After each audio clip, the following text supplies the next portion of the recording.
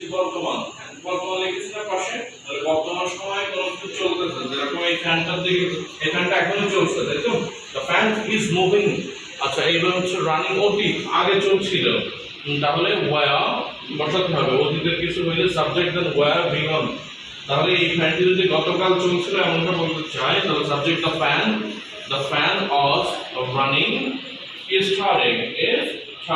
আচ্ছা, নিচেটা কি মাত্র হয়েছে, তাহলে ফ্যানটি চলেছে, মানে একবার একটু টেস্ট করলাম, সেটা চলেছে, দ্য ফ্যান হ্যাজ রান। আচ্ছা, তারপর হচ্ছে আগে হয়েছিল, তাহলে ফ্যানটা চলেছিল, দ্য ফ্যান হ্যাড রান, ঠিক আছে? আচ্ছা, ভবিষ্যৎ চলবে, দ্য ফ্যান উইল রান, ঠিক আছে? তাহলে এই যে বেসিক প্রিন্সিপাল করে দিচ্ছি, তাহলে প্র্যাকটিসটা শুরু করতে পারি। একটু সিম্পল থেকেই শুরু করি। আপনাদেরকে বাংলা ধরতে হবে আগে। জোনায়েদ ভাই, আপনি কি ক্লিয়ার বিষয়গুলো? এটা আবার বলবো। দেখছেন আমি বুঝতে পারি না? Can you please share your set? Can you please come and form?